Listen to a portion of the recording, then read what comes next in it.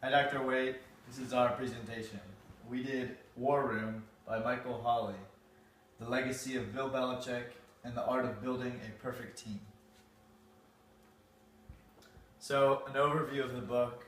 It's written by Michael Hawley, and it was a New York Times bestseller.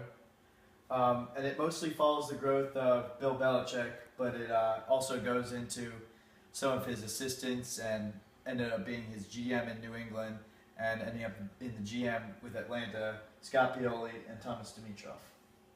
And this is their path. They started in Cleveland Browns and went to the Patriots and eventually split into Kansas City and Atlanta, while Bill Belichick stayed with New England. So their rise to power. In the early 90s, Bill Belichick was named the head coach of Cleveland Browns, and he brought in interns. Both Scott Pioli and Thomas Dimitroff were interns with him, and they moved up the ranks quite quickly.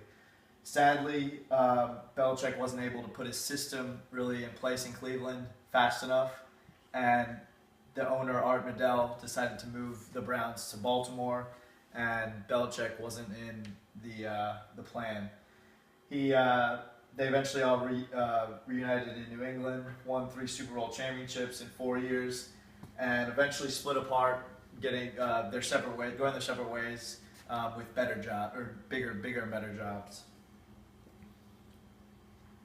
So we had 3 economic aspects of War Room.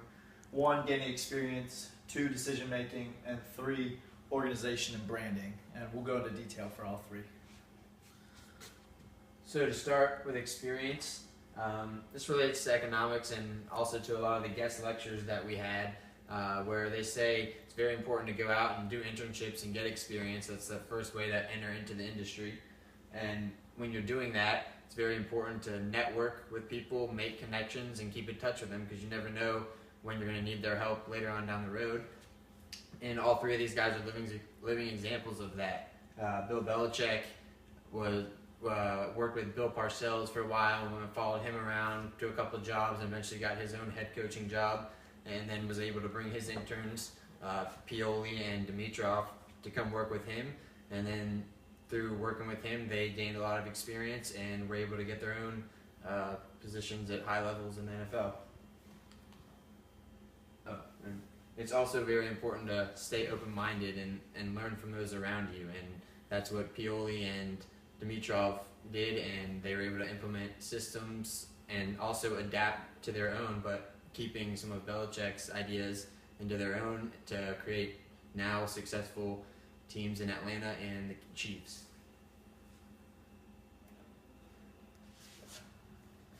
So decision making was a big part of all 3 of their success stories.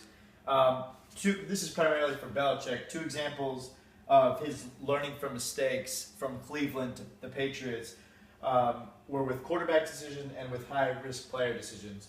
With the quarterback, Belichick decided to cut longtime Cleveland.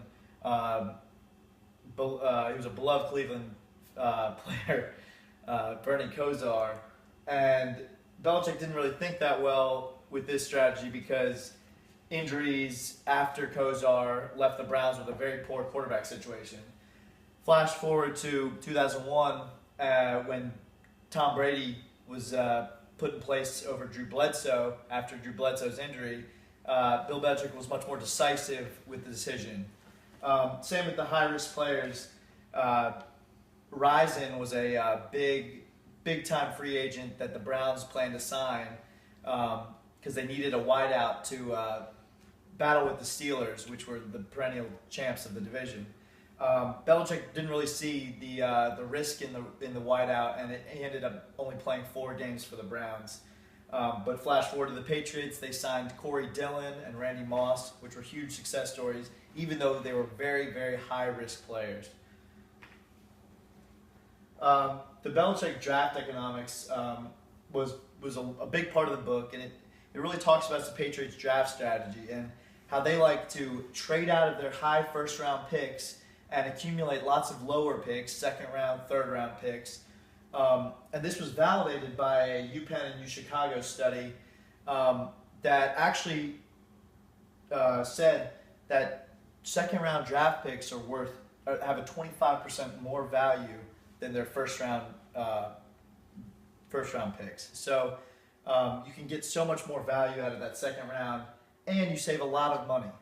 So those first round picks are high paid players, whereas your second round picks don't have guaranteed contracts. It's a lot less risk, and actually you may be getting better players in the same aspect. Jesus Christ. I chose to examine the 2003 draft and the lead up to that draft as sort of a microcosm of what Chris and Zach have already mentioned. The Patriots did not make the postseason in 2002, so Belichick, Scott Pioli, and the rest of the staff had to reevaluate their player personnel and re-examine the financial situation. And that brought into play some interesting dynamics regarding free agency and existing players seeking extended and more financially difficult contracts. This involved the release of Lawyer Malloy, who was a beloved player who was he was capped at $4 million that year, which was well above the budget allotment for that year, and also challenged the ability of the organization to get new draft stock and to develop a new player base. But that also was paired with savvy in the free agent market with the signing of Rodney Harrison and Roosevelt Colvin III, who actually agreed to take less money due to the organizational brand of just straightforwardness and no nonsense that Belichick had developed in New England with all of his staff. And that also coincided with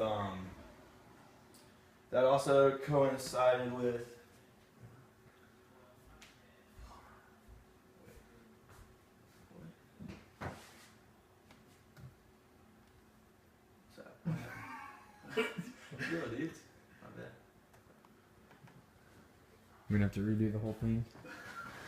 This is practice run. No. Oh, did you not put another slide? No. Oh, okay.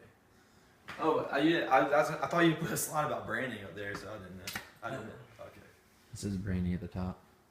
Okay. That also coincides with the overall branding initiative of the New England Patriots. Players such as Teddy Bruschi, Willie McGinnis, and eventually Tom Brady came to encapsulate the no-nonsense mentality that Belichick saw to implement even as early as his involvement with the Cleveland Browns, which set out to have a clear-cut system of precision, ironclad decision-making, and an overall system of perfection that would lead to long-term victory. And this scenario, the draft scenario of 2003, even though it's one specific example, it ended up producing a solid player core that would move forward to the future. And it's just one example of how Bill Belichick and his associates, such as Scott Pioli, would maintain a system of excellence moving forward. Thank you. Awesome. Dude, we should just leave all